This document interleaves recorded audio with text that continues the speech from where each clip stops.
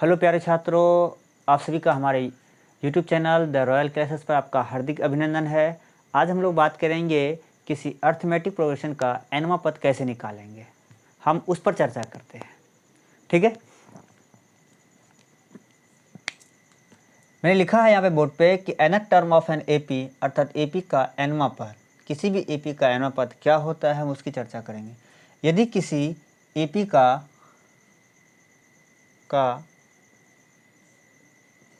प्रथम पद ए एवं सार्वंतर डी हो तो उस एपी का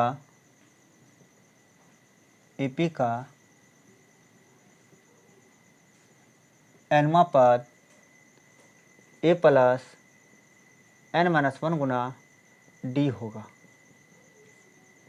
ठीक है, अब आइए इस स्टेटमेंट को हम लोग सिद्ध करते हैं, प्रूव करते हैं कि कैसे होता है। ठीक है, तो आइए प्रमाण to proof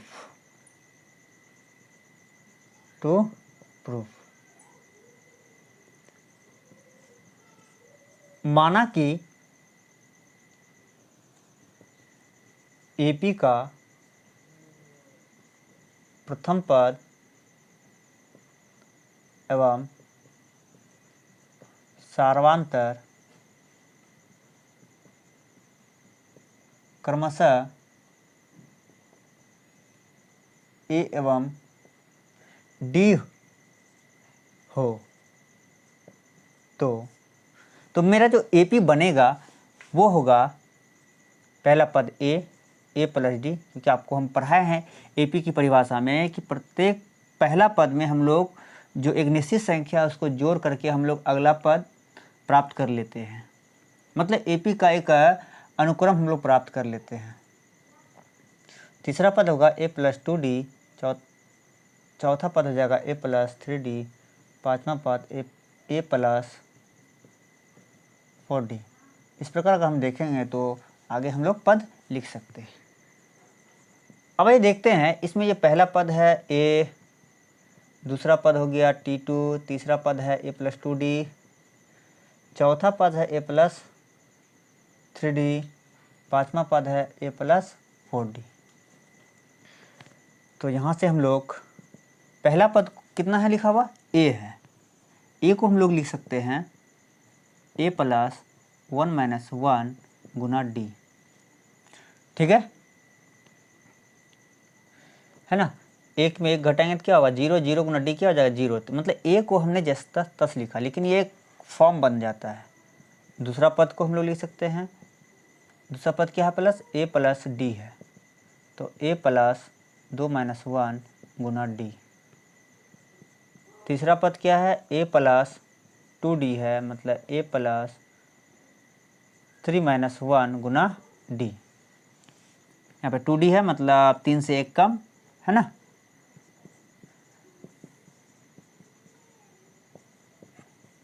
A plus 4 minus 1 into D. यहाँ पे देखते हैं कि पदों की संख्या जितनी रहती है तो मेरा जो डी का वैल्यू है उससे एक कम होता है। यहाँ 4 है तो यहाँ 3 है, यहाँ 3 है तो यहाँ 2 है, यहाँ पे 2 है तो यहाँ 1 है, यहाँ 1 है तो यहाँ 0 है, मतलब एक कम है। इसलिए मैंने क्या लिखा है डी का वैल्यू 4 में 1 घटा दिया है। इस प्रकार से अगर हम देखें, अगर हमको एनवा पद निकालना हो टी एन, तो क्या बनता है मेरा ए अपनी जगह रहेगा, यहाँ जो वैल्यू है वही वैल्यू यहाँ पर क्या होता है, जैसे यहाँ पे 4 है तो यहाँ पे 4 हुआ, 4 में तब 1 घटा है। उसी प्रकार यहाँ पे n है तो n में क्या होगा 1 घटेगा, तब d क्या हो जाएगा मल्टीप्लाई हो जाएगा। तो हम देखते हैं कि एनवा पद जो होता है किसी एपी का वो क्या होता है ए plus N minus 1 into D होता है। अतः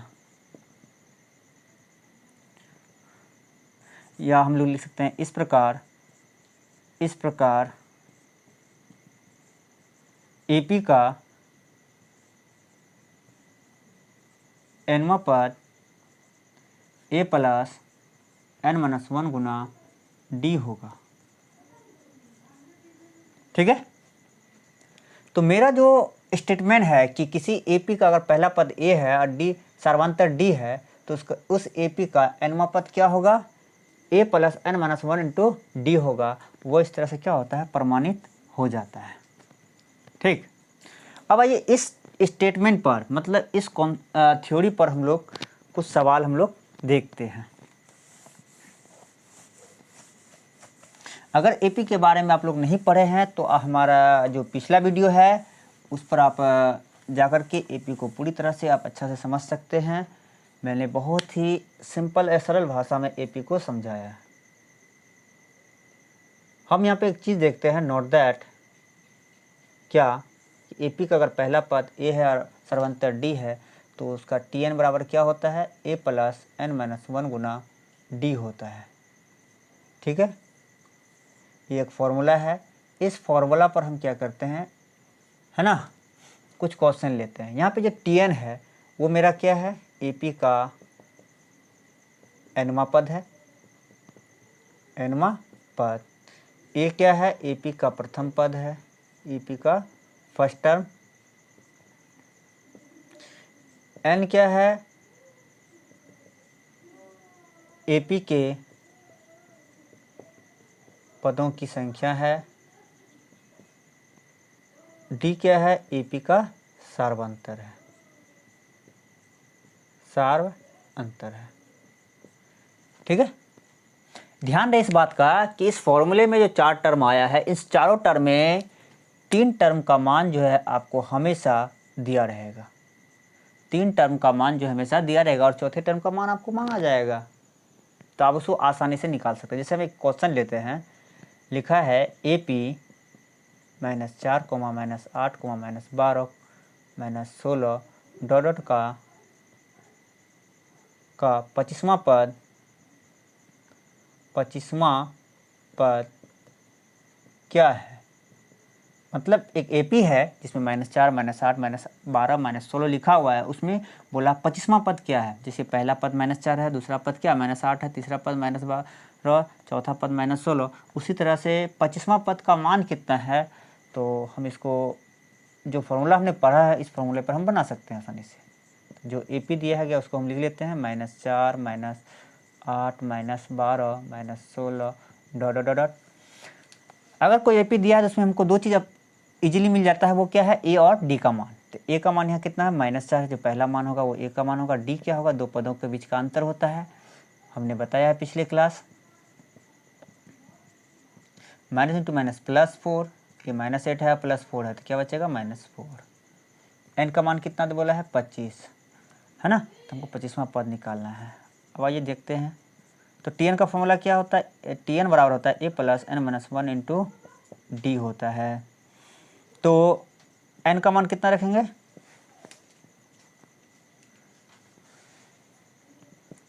टी 25, एन का मान मैंने 25 रखा क्योंकि हमको 25वां पद मांगा है प्रश्न में, है ना।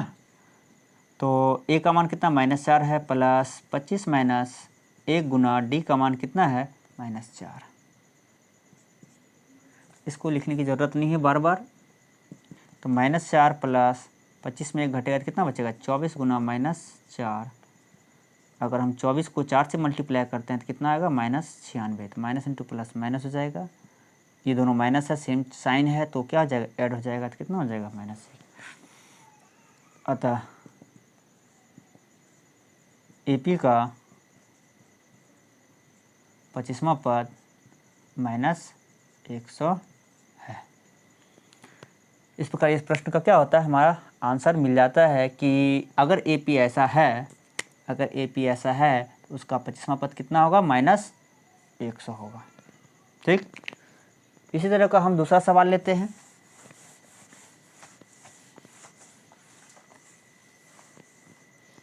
दूसरा सवाल ये है,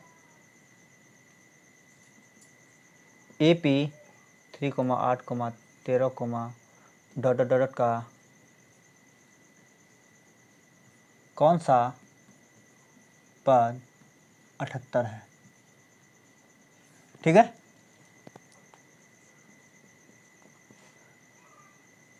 जो एपी दिया गया हम उसे लिख लेते हैं 3,8, 13 डॉट डॉट डॉट। यहाँ पे ज़रा ध्यान दीजिए कि जैसे हम AP को लिखते हैं 3, 8, 13, इस प्रकार से हमको बोला है कि जैसे पहला पद 3 है, दूसरा पद 8 है, तीसरा पद कितना 13 है, तो कहा क्या 78 जो है वो कौन से पद की संख्या में आता है, मतलब कौन से पद में आता है। इसका मतलब कि ये जो AP है, इस AP का वो अंतिम पद है ना। तो यहाँ AP का ये पहला पद हो गया 3, सारवंतर निकालेंगे तो 8 में 3 घटा देंगे, कितना बचेगा 5। ये अंतिम पद हो गया, मतलब TN का वैल्यू है 78। तो चलिए हमको क्या निकालना है, N निकालना है ना, कि कौन से पद का मान है। जैसे ये पहला पद हो गया, दूसरा पद, तीसरा पद, इस तरह से ये कौन से पद में आता है 78, N का मान चाहिए हमें। तो सूत्र तो एक ही है, TN बराबर A plus N-1 Guna D। ठीक है, तो देखते हैं TN का मान कितना दिया है 78 है, बराबर A का मान कितना है 3 है, प्लस N हमको निकालना ही है, गुना D का मान 5 है। क्या देखिए यहाँ पे 3 प्लस में है इसके साथ, तो हम इसको उठा के इधर ले आते हैं क्योंकि ये भी संख्या है, ये भी संख्या है, दोनों सेम कास्ट का है, तो उधर बच जाएगा ये पद। तो N-1 गुना 5, 78 में 3 घटाएंगे तो 75 होगा, N-1 गुना 5। अब यहाँ देखिए 5 क्या है, N-1 के साथ मल्टीप्लाई है, हमको तो चाहिए N का मानना, तो ये 5 गुना है, इधर आ जाएगा तो भाग हो जाएगा, 75 के साथ भाग में आ जाएगा। अगर 5 से इसको काटेंगे तो कितना बार में, 1, 5, 15 बार में, तो N-1, ये -1 है, इसको भेज दीजिए क्योंकि हमको N का मान चाहिए। सो N बराबर कितना हो गया 16। अतः AP का कौन सा पद, 16वां पद, N का मान जितना आया है उतना पद, AP का 16वां पद 78 है ना। तो मेरा आंसर क्या हो गया 16। इसी तरह का एक सवाल और लेते हैं हम और देखते हैं। एक AP है, AP 24, 21, 18 डॉट डॉट डॉट का कौन सा पद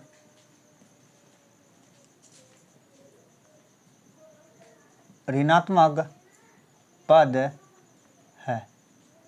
ठीक है, यहाँ से बोला है कि कौन सा जो पद है, कौन सा पद जो है ऋणात्मक पद है, मतलब AP जो है वो घटते क्रम में, जैसे देखिए डिक्रीजिंग ऑर्डर में है, 24 के बाद 21 है, 21 के बाद 18 है ना।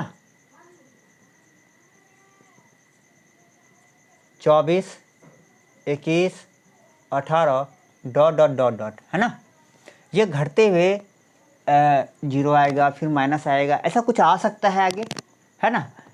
तो हमको यहाँ पे एक चीज़ देखना है कि जैसे पहला पद क्या है 24 है, दूसरा पद 21 है, 18 है, तो इस प्रकार बोला है कि कौन से पद की संख्या में जो है माइनस जो है वैल्यू आएगा, माइनस पहला जो ऋणात्मक मान होगा वो कौन से पद में आएगा, हमको वो देखना है। तो यहाँ पे AP का पहला पद है 24 और सारवंतर की बात करेंगे तो 21 में 24 घटाएंगे कितना बचेगा -3। अब हमको ये बात करना है कि 24 इस AP में कौन सा पद जो है ऋणात्मक आएगा, मतलब N का वो कौन सा मान है जिस पर AP जो है नेगेटिव मान देना वहाँ से प्रारंभ कर देगा।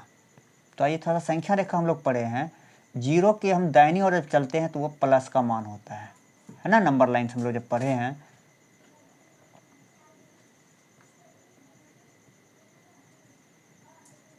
ठीक है, तो अगर मान लेते हैं कि x अगर हमको नेगेटिव वैल्यू चाहिए तो इसका मतलब x का मान क्या होगा, 0 से कम होगा, मतलब लेफ्ट साइड। अगर हमको पॉजिटिव मान चाहिए तो 0 यहाँ से राइट साइड चाहिए, है ना, 0 से बड़ा, है ना। ये कंडीशन जो है हमें बताता है कि x का वैल्यू ऋणात्मक कब होगा और x का वैल्यू धनात्मक कब होगा। तो हम लोग जानते हैं TN बराबर क्या होता है, A plus N-1 into D। चूँकि हमको यहाँ पे क्या दिया है कि पद का मान क्या हो, ऋणात्मक हो, तो पद का मान ऋणात्मक होने के लिए 0 से क्या आना चाहिए, कम होना चाहिए वैल्यू, है ना। मैंने यहाँ पे जैसे कहा, तो TN का वैल्यू क्या है, A plus N-1 Guna D <0। ए का मान है 24 प्लस एन का मान नहीं पता है हमको, तो निकालना ही है। डी का मान कितना -3 लेस देन 0। अगर हम 3 से मल्टीप्लाई करते हैं तो कितना जाएगा -3n। अब minus into minus +3 less than 0। 24 में 3 जोड़ेंगे तो कितना होगा 27 -3n लेस देन 0। इस -3 को उधर भेज देंगे तो क्या हो जाएगा +3, 0 में प्लस जुड़ जाएगा तो कितना हो जाएगा 3n। तो 3 इंटू इधर जाएगा डिवाइड, 3 9 जा 27। तो यहाँ पर देखते हैं कि n का मान जो है वो क्या है 9 से बड़ा है। 9 से बड़ा का मतलब क्या हुआ कि पहला पद जैसे 24 है, दूसरा पद क्या है 21 है। इस प्रकार से अगर हम घटते क्रम में चलेंगे तो 9वां पद क्या होगा धनात्मक आएगा, और 9वां पद के बाद जो अगला पद होगा वो क्या होगा ऋणात्मक होगा, मतलब ऋणात्मक पद होगा। मतलब 9वां पद के बाद क्या होगा अगला पद क्या है 10, तो 10वां पद जो होगा उस AP का ऋणात्मक पद होगा, मतलब उसका मान जो आएगा वो माइनस में आएगा पहला वैल्यू। तो यहाँ पर लिख सकते हैं अतः AP का 10वां पद जो होगा पद ऋणात्मक पद होगा। ठीक है।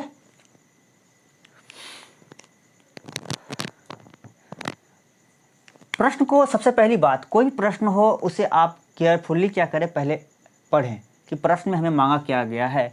यहाँ एक AP दे दिया गया था, AP में बोला है कि कौन सा पद जो है हमारा ऋणात्मक पद होगा, तो मैंने AP पहले लिखा। AP से हमें कहा था ना कि अगर AP दे दिया जाएगा तो आपको दो चीज़ें आपको पहले मिल जाएगी, वो है A का मान और D का मान। A और D का मान मिल जाने के बाद हमको कहा गया कि ऋणात्मक पद कब कौन से पद में आएंगे, तो हमने क्या किया Tn का मान 0 से कम लिया, क्योंकि कहा ना अंतिम पद, Tn का मतलब क्या होता है अंतिम पद क्या हो माइनस हो, तो माइनस कम होने के लिए क्या होना चाहिए 0 से कम होना चाहिए, है ना। ये कंडीशन देख लीजिए और उसको मैंने सॉल्व करके दिखाया। तो यहाँ पे n का मान जो है वो 9 से बड़ा होना चाहिए, मतलब 9 क्या हो गया पद की संख्या हो गया कि 9 पद तक जो है AP ये जो घटते क्रम में जा रहा है वो धनात्मक आएगा। उसके बाद जैसे ही अगला पद जाएंगे 10 तो वो क्या आ जाएगा नेगेटिव आ जाएगा, मतलब ऋणात्मक पद आ जाएगा। तो मैंने इस प्रकार मेरा क्या होता है ये सॉल्यूशन क्या होता है कंप्लीट हो जाता है। तो आई होप कि आप लोग का हमारा ये वीडियो बहुत अच्छा लगा होगा कि किसी AP का टर्म जो है बहुत ही ईजिली से और आसानी से हम निकाल सकते हैं। हमारा ये वीडियो है उन छात्रों के लिए काफ़ी हेल्पफुल है जो किसी संस्था में नहीं पढ़ते हैं या घर पे ही हैं, या वहाँ से उनका जो घर है मतलब इंस्टीट्यूट है दूर है, या उनके पास पढ़ने के लिए पैसे नहीं हैं ताकि वो किसी बड़े संस्था में या अच्छे टीचर के साथ पढ़ सके। लेकिन इंटरनेट जो है आज के डेट में इंटरनेट वो काफ़ी जो होता है इन छात्रों को काफ़ी मदद करती है कि वह भारत के किसी भी टीचर से, दुनिया के किसी भी टीचर से वो आसानी से इंटरनेट के थ्रू पढ़ सकता है। तो मेरा जो पढ़ाने का स्टाइल है और समझाने का जो स्टाइल है आपको अगर पसंद है तो हमारे इस वीडियो को लाइक करें, शेयर करें और अपने ग्रुपों में अधिक से अधिक क्या करें मेरे इस वीडियो को फैलाएं, ताकि मेरा उत्साह जो है और बढ़े और मैं आपको अच्छे से अच्छे कॉन्सेप्ट और बहुत ही सरल विधि तरीका से आपको मैं दिखाना चाहूँगा कि कैसे कोई चीज़ होता है। ठीक है, इसके लिए धन्यवाद। अगर हमारा YouTube चैनल को सब्सक्राइब नहीं किए हैं तो प्लीज़ हमारे YouTube चैनल को सब्सक्राइब करें, बेल आइकन का बटन दबाएं ताकि हमारा जो अगला वीडियो है वो आप तक स्वयं पहुंच सके।